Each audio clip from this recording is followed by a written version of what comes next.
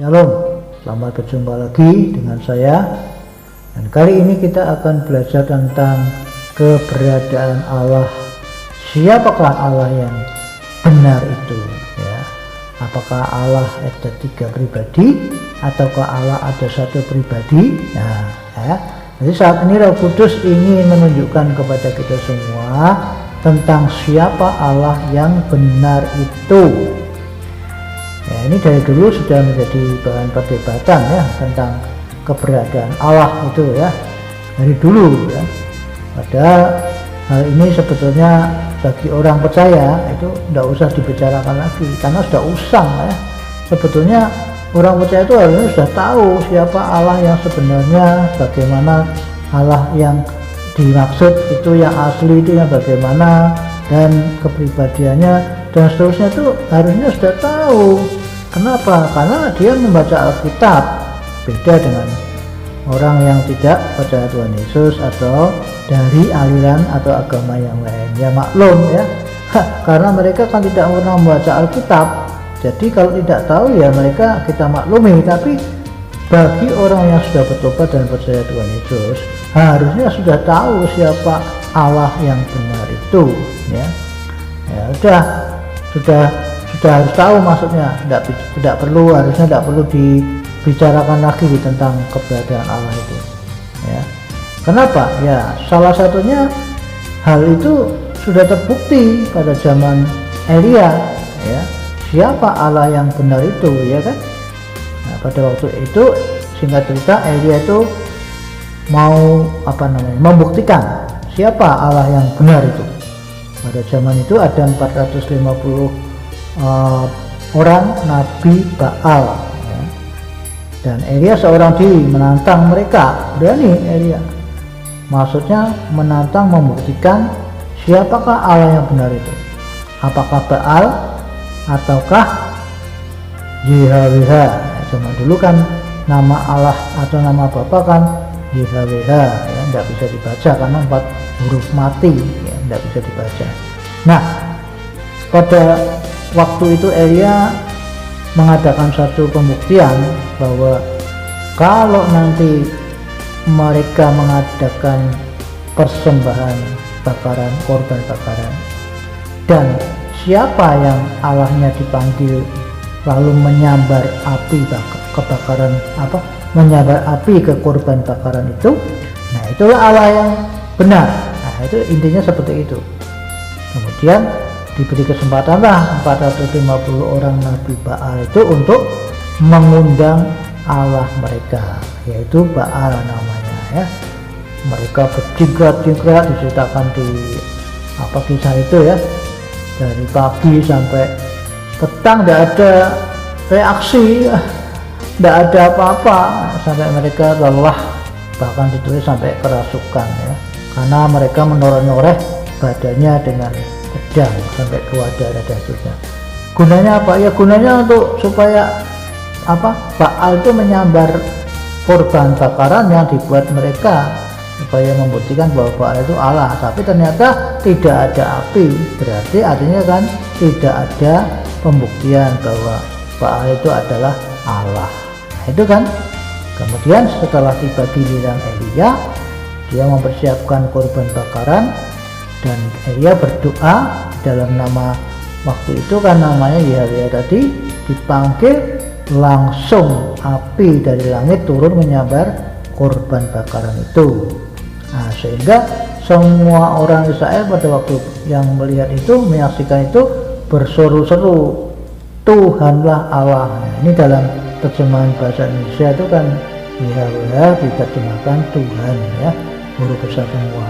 Nah mereka berseru-seru, Tuhanlah Allah, Tuhanlah Allah. Lalu Elia menyuruh menyembelih 450 orang Nabi Baal itu. Nah dari sini maksudnya harusnya orang percaya itu sudah tahu siapa Allah yang sebenarnya itu kan. Kalau orang yang di luar Kristen atau di luar orang percaya, mereka tidak tahu ya maklum saja ya, karena kan mereka tidak pernah baca Alkitab, jadi tahu dari mana Allah yang benar ya. Mereka punya Alkitab masing-masing, jadi tentu Allahnya beda ya. Nah ini Allah yang benar sudah terbukti di zaman Elia itu. Jadi tidak bisa disangka. Harusnya orang percaya sudah mengenal dan tidak perlu lagi membicarakan tentang siapa Allah yang benar itu ya. Apalagi sampai terjadi beda pendapat ya. Misalkan ada yang mengajarkan bahwa ada 3 Allah, 3 pribadi, maksudnya Allah ada 3 pribadi, yaitu Allah Bapa, Allah Anak, Allah Roh Kudus. Nah seperti ini ya. Lalu ada yang mengajarkan Allah itu ada 1 pribadi, yakni Bapa sama dengan Anak sama dengan Roh Kudus. Nah jadi beda-beda seperti ini bagaimana ya. Malah yang lebih lucu lagi, ada yang mengajarkan bahwa karena ada Allah Bapa berarti ada Allah Anak, maka ada Allah Ibu. Ini aneh-aneh ya, sebenarnya ini pengajaran-pengajaran yang aneh-aneh seperti ini ya. Kenapa kok bisa terjadi seperti ini? Ya karena apa? Karena jelas tidak dipimpin oleh Roh Kudus sehingga terjadi seperti itu. Nah mari kita belajar sekarang ya. Belajar dari Tuhan Yesus atau firman Allah langsung. Jadi bukan menurut kata saya atau kata siapapun manusia ya, tetapi menurut kata Tuhan Yesus. Karena kalau menurut kata orang atau kata manusia maka bisa sesat atau bisa salah ya.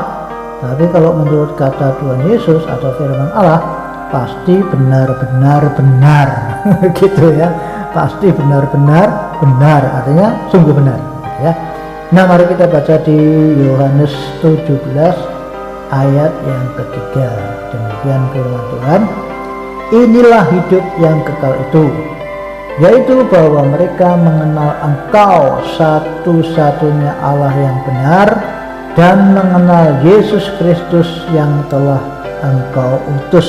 Nah ini perhatikan kalimat Engkau satu-satunya Allah yang benar. Nah, jadi siapa yang dimaksud engkau di sini di ayat itu? Nah, mari kita buka di Yohanes 17 ayat ketiga. Ini jawabannya ya. Yohanes 17 ayat yang pertama maksudnya ya. Demikianlah kata Yesus. Lalu ia menengadah ke langit dan berkata, Bapa, telah tiba saatnya, permuliakanlah anakmu supaya anakmu mempermuliakan engkau. Nah, jadi ternyata engkau yang dimaksud di Yohanes tadi yang kita baca tadi itu adalah Bapa ya. Jadi engkau yang dimaksud di ayat itu adalah Bapa. Nah, kemudian siapa Bapa itu? Nah, kan Bapa ada namanya ya. Bapa siapa ya? Kan ada namanya. Nah jawabnya kalau pada waktu perjanjian lama kita buka di Kejadian 2 ayat yang keempat ya. Demikian firman Tuhan. Kejadian 2 ayat 4. Demikianlah riwayat langit dan bumi pada waktu diciptakan, ketika Tuhan Allah menjadikan bumi dan langit. Nah perhatikan kata Tuhan Allah itu ya, terjemahan bahasa Indonesia ya, kata Tuhan itu sama dengan YHWH ya. Jadi Tuhan huruf besar semua itu ternyata terjemahan dari YHWH dalam bahasa aslinya ya, bahasa Ibrani ya. Kalau dalam bahasa Inggrisnya diterjemahkan atau ditulis LORD huruf besar semua atau LORD huruf besarnya hanya L nya saja ya. Jadi Lord, nah, kalau dibaca sama saja ya. Atau ada yang menulis juga Jehovah ya. Jadi itu maksudnya Tuhan itu adalah nama ya, nama pribadi daripada Bapa pada waktu zaman perjanjian lama ya. Jadi makanya kita harus tahu ini dulu ya. Dalam bahasa aslinya jelas itu adalah YHWH ya. Kalau saudara punya Alkitab bahasa asli atau bahasa Ibrani ya, itu saudara bisa baca di sana ya, ada YHWH. Dalam bahasa Yunaninya adalah Kurios. Nah, jadi kita harus tahu bahwa siapa Allah yang dimaksud yaitu Bapa, ya. Atau namanya adalah YHWH. Tidak bisa dibaca memang ya, karena huruf mati semuanya ya. Makanya ditulis oleh bahasa Indonesia, Alkitab Indonesia diterjemahkan Tuhan dengan huruf besar semuanya, TUHAN, beda ya dengan Tuhan yang biasa, tapi ini Tuhan huruf besar semuanya. Nah, jadi Allah yang benar itu adalah Bapa yang dalam perjanjian lama namanya YHWH. Nah, ini pegang dulu, harus dipegang dulu kebenaran ini ya, tidak bisa tidak, karena sudah jelas tadi ya bahwa Engkau yang dimaksud di dalam doa Tuhan Yesus tadi, ternyata Engkau itu adalah Bapa. Nah, ternyata Bapa itu namanya adalah YHWH. Nah, begitu ya. Jadi Allah yang benar itu adalah Bapa yang dalam perjanjian lama namanya YHWH. Nah, itu dulu sudah, sampai sini saudara harus tangkap dulu ini kebenaran ini ya, jangan bingung ya. Kalau saudara sudah bisa mengerti kebenaran ini, kita bisa berlanjut dengan mudah ya untuk mengenali Allah yang benar itu. Kan sudah ketahuan ya, ternyata Allah yang benar itu adalah Bapa, namanya YHWH, begitu kan? Nah, kenapa kok bisa terjadi perbedaan ya antara orang Kristen sendiri ya? Ini kita tidak bicara orang di luar Kristen ya. Kalau orang di luar Kristen tidak usah kita ngomong ya, karena mereka sekali lagi tidak tahu kebenaran, tidak pernah baca Alkitab. Bagaimana mereka bisa tahu tentang kebenaran ya? Nah, ini maksudnya orang yang di dalam kalangan Kristen sendiri, orang Kristen sendiri sama orang Kristen sendiri, kok bisa terjadi beda pendapat itu kenapa? Nah, itu pertanyaannya kan. Kok ada aliran yang mengatakan seperti tadi bahwa Allah itu ada 3 pribadi, aliran yang lain mengatakan bahwa Allah itu ada 1 pribadi. Ya, ini yang benar yang mana? Ya, kan begitu ya. Karena pendapat orang kan beda-beda ya, makanya justru karena pendapat orang itulah yang menyebabkan perbedaan pendapat. Gitu ya. Seharusnya tidak boleh terjadi perbedaan pendapat. Kenapa? Ya, karena Roh Kudus yang mengajar orang percaya itu kan cuma 1 aja. Jadi mana mungkin Roh Kudus yang cuma 1 itu mengajar anak-anaknya bisa beda-beda ya. Nah, misalkan saudara jadi guru, lalu saudara ini mengajar anak saudara ya. Yang 1 diajar 1 ditambah 1 sama dengan 2 ya. Kemudian anak yang lain atau kakaknya, adiknya, saudara ajar 1 tambah 1 sama dengan 11. Kan tidak mungkin seperti itu ya. Ini namanya maaf Bapak apa kalau seperti itu, kok aneh, mengajar kebenaran kok beda-beda. Tidak mungkin ya. Nah, apalagi Roh Kudus yang adalah pengajar kita, guru kita, orang percaya, tentu saja dia akan mengajar yang sama. Tidak mungkin seperti tadi ya, Roh Kudus mengajar si A, orang percaya si A, bahwa Allah itu ada 3 pribadi misalkan, lalu dia mengajar anaknya yang B, diajar Allah itu 1 pribadi. Ini jelas tidak mungkin ya. Pasti salah satu ada yang tidak benar atau tidak mau taat kepada pimpinan Roh Kudus, alias tidak dipimpin oleh penafsiran Roh Kudus, tapi penafsiran sendiri maksudnya. Ya, terjadi perbedaan, itu saja ya. Tidak usah bingung-bingung, kita harus tahu itu bahwa kalau terjadi perbedaan itu pasti salah satunya ada yang tidak mau dipimpin Roh Kudus, atau maaf, tidak punya Roh Kudus tapi berani menafsirkan firman Allah. Itu saja sudah, tidak ada yang lain. Ya tidak mungkin kan Roh Kudus 1, masa Roh Kudus mengajar si A begini, yang si B diajar begitu, tidak mungkin lah ya. Ya misalnya contohnya ya, kalau mencuri itu adalah dosa, tentu semua aliran Kristen percaya bahwa mencuri itu adalah dosa. Kenapa? Karena itu melawan firman Allah di Keluaran 20 ayat yang ke-15. yaitu 10 perintah Allah kan, jangan mencuri.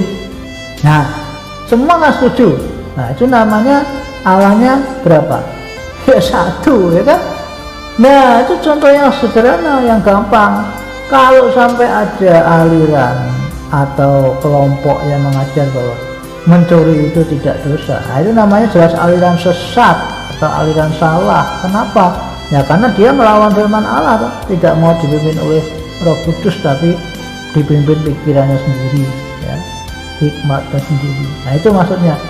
Nah, demikian juga ya dengan keberadaan Allah kita itu yang benar itu bagaimana? Itu harusnya sama, entah Kristen dari mana saja, entah orang dari Amerika, dari Inggris, dari Indonesia, dari manapun di seluruh dunia, itu harusnya sama pemahamannya. Tidak mungkin beda-beda lah, itu tidak masuk akal. Kalau beda-beda itu pasti bukan dipimpin Roh Kudus salah satunya. Yang dipimpin Roh Kudus pasti harus sesuai dengan firman Allah, itu saja ya. Kalau tidak sesuai, jelas itu orang yang tidak dipimpin oleh Roh Kudus. Sudah selesai, itu aja, tidak usah panjang-panjang ya. Karena Roh Kudus itu satu, masa mengajar Abi beda-beda, anaknya diajarnya beda, bagaimana? Tidak mungkin kan? Nah, jadi harusnya semua orang percaya memahami Allah yang benar itu siapa, namanya siapa di dalam perjanjian lama. Itu harus sudah tahu ya. Nah, kemudian kita harus belajar sekarang ya. Kalau kita sudah tahu bahwa siapa Allah yang sebenarnya di dalam perjanjian lama, yaitu ternyata adalah Bapa. Nah, Bapa itu siapa? Bapa itu punya nama. Ternyata namanya dalam perjanjian lama adalah Yeha. Nah, begitu ya. Sampai di sini sudah paham dulu ya. Oke. Nah, kemudian kita berlanjut. Sekarang kita akan belajar tentang kata Tuhan, terus Tuhan huruf besar semuanya, dan Allah. Nah, begitu ya. Nah, Tuhan itu adalah, maksudnya Tuhan itu T yang besar, U H A N nya kecil. Nah, Tuhan itu adalah Maha Kuasa artinya, atau yang empunya, Maha empunya, pokoknya ada mahanya, itu Tuhan. Nah, kata Tuhan ini dalam bahasa Indonesia itu diambil dari kata tuan, yaitu sebutan untuk bos manusia ya. Manusia artinya tuan. Kalau dalam bahasa Indonesia, kalau tuan itu kan ada kepanjangannya, maksudnya tuan siapa ya, karena tuan kan bukan nama. Tuan itu kan sebutan dari seorang pemilik atau dari seorang penguasa. Nah, itu dalam bahasa Indonesia kata tuan adalah itu artinya bos ya. Tuan Joni, Tuan Lukas. Nah, itu artinya tuan itu seperti itu, pemilik kalau dalam bahasa Indonesia ya. Nah, kata Tuhan itu diambil dari kata tuan tadi. Kemudian untuk membedakan antara tuan di atas segala tuan atau bos di atas segala bos ya, maha bos, makanya di dalam bahasa Indonesia mengambil kata tuan tapi di tengah-tengahnya ditambah huruf H menjadi Tuhan. Nah, itu saudara. Jadi ada perbedaannya. Kalau tuan adalah sebutan untuk manusia, tetapi kalau Tuhan itu sebutan untuk yang maha kuasa ya, yang maha kuasa. Beda kan? Nah, itu bagusnya dalam bahasa Indonesia seperti itu. Kalau dalam bahasa Inggris membedakannya hanya memakai huruf besar dan huruf kecil. Jadi kalau yang maha kuasa bahasa Inggris ditulis LORD, itu huruf besar semuanya, atau L-nya saja yang besar. Itu berarti artinya yang maha kuasa. Sedangkan untuk sebutan manusia yang kuasa yang empunya atau bos atau pimpinan di bumi, itu dipakai LORD, huruf kecil semua. Nah, itu kalau dibaca kan tidak ada bedanya. Lord sama, mau huruf besar semua atau huruf kecil semua, kalau dibaca tidak ada bedanya. Nah, itu kurang bagus ya kalau dalam bahasa Inggris. Tapi kalau dalam bahasa Indonesia jelas ada bedanya ya. Coba ucapkan Tuhan ya dengan Tuhan, nah kan beda ya. Nah itu jelas dalam bahasa Indonesia dalam hal ini membedakan kata Tuhan dan Tuhan jelas ya. Tetapi kalau dalam bahasa Inggris tidak jelas kalau diucapkan sama saja kan. Nah itu, jadi itu arti daripada Tuhan ya. Jadi sekali lagi Tuhan artinya adalah yang maha ya, yang maha kuasa, yang maha empunya, pokoknya yang maha semuanya ya. Itu Tuhan, pengertian Tuhan. Kemudian Tuhan artinya Tuhan huruf besar semuanya, itu maksudnya adalah nama dari Allah dalam perjanjian lama ya. Allah Israel ya, dalam perjanjian lama. Kalau dalam bahasa aslinya kan YHWH ya, dalam dalam perjanjian lama. Nah itu tidak bisa dibaca karena YHWH itu kan huruf mati semuanya. Makanya orang Israel juga pada waktu itu tidak berani menyebut nama YHWH dengan sembarangan karena ada peraturan atau ada perintah jangan menyebut nama Tuhan Allahmu dengan sembarangan ya. Jadi konon cerita mereka orang Israel kalau menyebut nama Allahnya yaitu YHWH itu diganti dengan Adonai. Nah itu konon cerita seperti itu. Nah ternyata YHWH di dalam perjanjian baru itu ternyata adalah Yesus. YHWH itu mau tahu buktinya? Mari kita buka ya, Yohanes 17 ayat yang ke-11. Demikian firman Tuhan. Dan aku tidak ada lagi di dalam dunia, tetapi mereka masih ada di dalam dunia. Dan aku datang kepadamu ya Bapa yang kudus, peliharalah mereka dalam namamu, yaitu namamu yang telah engkau berikan kepadaku, supaya mereka menjadi satu sama seperti kita. Nah perhatikan kalimat namamu yang telah engkau berikan kepadaku. Artinya nama Bapa itu diberikan kepada anak, yakni Yesus. Jadi nama Bapa itu kan Yesus, gitu loh, paham ya? Nah jadi dari sini kita tahu ternyata YHWH yang dalam perjanjian lama itu ternyata kita tahu bahwa YHWH itu adalah Yesus, begitu loh, jelas ya. Nah jadi jangan saudara bingung ya. Karena ada aliran yaitu Saksi Yehova yang memegang teguh bahwa YHWH itu nama pribadi Allah, tetapi mereka berhenti sampai di situ saja ya. Artinya berhenti di dalam perjanjian lama saja, sedangkan dalam perjanjian baru mereka tetap mau menggunakan nama itu. Ya ini salahnya ya, Saksi Yehova. Padahal zaman perjanjian baru sudah dijelaskan di ayat tadi bahwa nama Bapa itu YHWH dalam perjanjian lama itu ternyata adalah Yesus. Nah jadi artinya ya sekarang ini kita gunakan nama Bapa yaitu Yesus, bukan YHWH lagi. Sudah zamannya kan sudah lewat ya. Kalau zaman dahulu tuh dalam perjanjian lama memang namanya YHWH, walaupun orang Israel tidak berani ya menyebut nama itu ya, mereka ganti dengan panggilan Adonai, konon cerita seperti itu. Tapi zaman perjanjian baru jelas nama YHWH itu ternyata adalah Yesus ya. Sudah saya tunjukkan buktinya di Yohanes 17 ayat yang ke-11, yaitu nama Bapa diberikan kepada anak. Nah, nama Bapa yang diberikan anak ternyata adalah Yesus. Nah, paham sampai sini ya. Nah itu jadi kenapa kok jadi bisa masih bingung ya, pendapat-pendapat ada yang begini begitu. Sebenarnya jelas ya, mudah sekali untuk mengenali Allah kita, asal kita mau dipimpin oleh Roh Kudus ya. Kalau tidak mau dipimpin Roh Kudus ya malah jadi bingung, akhirnya buat doktrin sendiri, akhirnya berbeda dengan doktrin yang benar dan seterusnya. Nah ini seperti ini kacau. Makanya ayo ya saudara-saudara yang mendengar tayangan ini ya harus bertobat apabila selama ini saudara memegang ajaran yang berbeda dengan yang Alkitab ajarkan ya. Jadi Alkitab jelas sekali mengajarkan bahwa Allah yang benar itu adalah Bapa ya.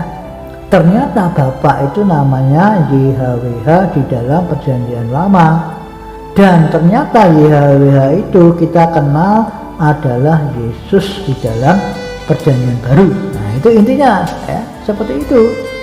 Jangan sampai lupa lagi ya, karena dalam bahasa Indonesia memang menerjemahkan kata YHWH itu dengan Tuhan ya, huruf besar semuanya. Jadi orang yang tidak mengerti memang bingung juga lah, kok Tuhan kan bukan nama dan seterusnya ya. Nah itu ya, padahal YHWH itu memang nama pribadi, tetapi setelah dalam perjanjian lama, dalam perjanjian baru kita tahu ternyata YHWH itu adalah Yesus. Buktinya di ayat Yohanes, di firman di Yohanes 17 ayat 11 tadi, nama Bapa diberikan kepada anak ya, ternyata anak namanya siapa? Yesus. Nah berarti nama Bapa kan Yesus, begitu loh, paham ya?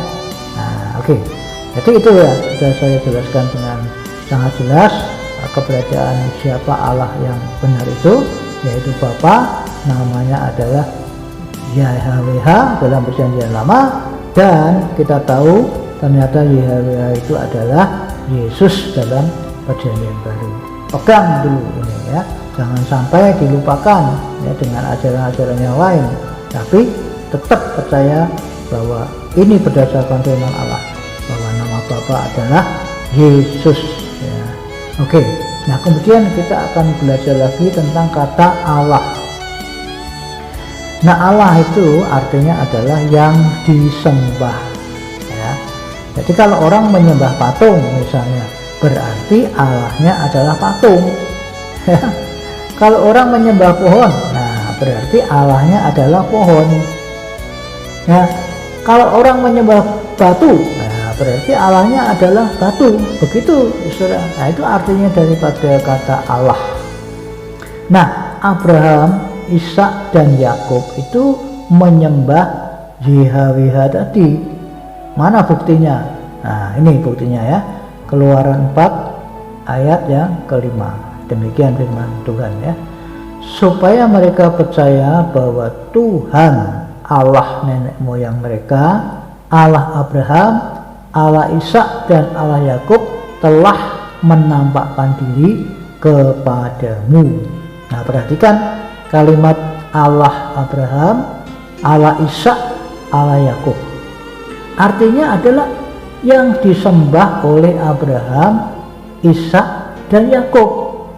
Dan yang disembah oleh mereka adalah YHWH atau Yesus dalam perjanjian baru. Nah begitu. Jadi kesimpulannya bagaimana? Ya kesimpulannya Allah yang benar itu adalah Bapa, namanya YHWH dalam perjanjian lama, dan Yesus dalam perjanjian baru. Selesai. Ya kan? Ya jadi jelas sekali, sangat mudah kita mengenali siapa Allah yang benar itu ya. Lalu kalau ada aliran yang tidak mau memakai kata Allah untuk menyebut yang disembah, artinya ya aliran itu melawan pemerintah ya. Kenapa? Ya jelas ya, kan pemerintah itu memilih kata Allah untuk menyebut yang disembah adalah karena mayoritas penduduk Indonesia itu adalah orang Islam. Nah itu alasannya ya.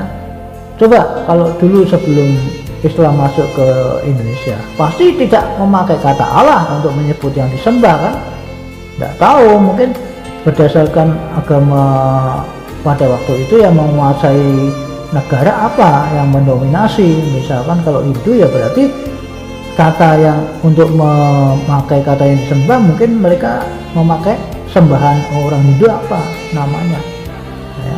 Demikian juga kalau yang menguasai negara pada waktu itu agama Buddha, berarti mereka akan memakai menyebut yang disembah itu pasti bukan Allah ya, karena Allah belum masuk, artinya Islam belum masuk ke Indonesia kan ya, pasti tentu jelas bukan Allah, entah yang lain apa namanya yang disembah oleh orang Buddha itu apa. Nah seperti itu ya. Jadi kalau sekarang ini ya, pemerintah Indonesia memakai kata Allah untuk menyebut yang disembah ya, alasannya pasti karena mayoritas penduduknya Indonesia saat ini adalah Islam kan begitu ya. Nah, jadi kalau misalkan akan datang misalkan mayoritas Kristen misalkan ya, tentu pemerintah juga akan mengganti untuk menyebut yang disembah itu mungkin bukan Allah, entah diganti dengan Elohim kah apa, itu seperti itu kan. Jadi artinya ya berdasarkan agama apa yang menguasai negara itu, yang mendominasi gitu ya. Jadi itu permasalahannya hanya itu saja. Kalau zaman sekarang orang ada aliran yang anti Allah, anti kata Allah maksudnya ya, itu namanya orang melawan pemerintah ya. Karena memang saat ini pemerintah Indonesia itu mengambil kata Allah ini memang dari Arab, itu artinya yang disembah itu memang harus dipakai oleh seluruh rakyat Indonesia maupun orang dari mana saja yang tinggal di Indonesia, harus menggunakan kata Allah untuk menyebut yang disembah, bukan yang lain ya. Nah ini aliran yang anti kata Allah ini ya namanya melawan pemerintah ya. Orang pemerintah itu memakai kata ini memang digunakan untuk seluruh rakyat Indonesia, tidak peduli agamanya apa saja ya kan, tidak ada larangan. Hei orang Kristen dilarang menggunakan kata Allah untuk menyebut yang disembah, tidak ada, mana tidak ada ya. Meskipun orang Islam mengklaim bahwa Allah itu adalah nama pribadi sembahan mereka ya, itu kita tidak usah ikut campur, itu urusan mereka. Tapi yang jelas dari kita ini itu bukan nama pribadi, tapi itu sebutan untuk menyebut yang disembah. Nah itu disebut Allah. Seperti tadi sudah saya contohkan di atas kan, kalau orang menyembah pohon berarti Allahnya adalah pohon, kalau orang menyembah patung dan seterusnya Allahnya patung. Nah itu, jadi kita harus tahu kata Allah ini ya. Sekali lagi, orang yang anti kata Allah itu artinya dia mau melawan pemerintah semaunya sendiri ya, mengganti-ganti, membuat aturan sendiri, itu namanya melawan pemerintah. Kalau memang tidak mau memakai kata Allah untuk menyebut yang disembah ya, pindah saja dari Indonesia. Otomatis dia tidak akan memakai kata Allah. Kalau tinggal di Inggris misalkan ya, otomatis dia tidak akan menggunakan kata Allah, tetapi menggunakan kata God untuk menyebut yang disembah ya kan. Nah kalau dia sudah pindah Inggris tetap memakai kata yang lain, tidak mau pakai God ya, ini jelas kurang kerjaan sekali ya. Artinya memang cari perkara orang seperti ini ya. Jadi itu intinya permasalahannya, hanya itu aja orang yang anti kata Allah itu. Kenapa? Karena dia suka cari masalah. Seharusnya dia harus mentaati pemerintah di mana dia tinggal ya toh.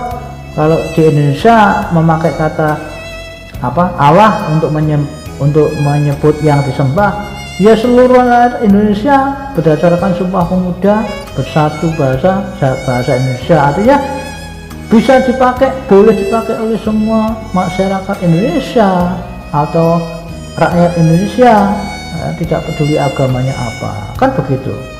Nah demikian juga kalau kita tinggal di Inggris ya, tentu saja kita tidak pakai kata Allah untuk menyebut yang disembah kan, kita memakai kata God ya.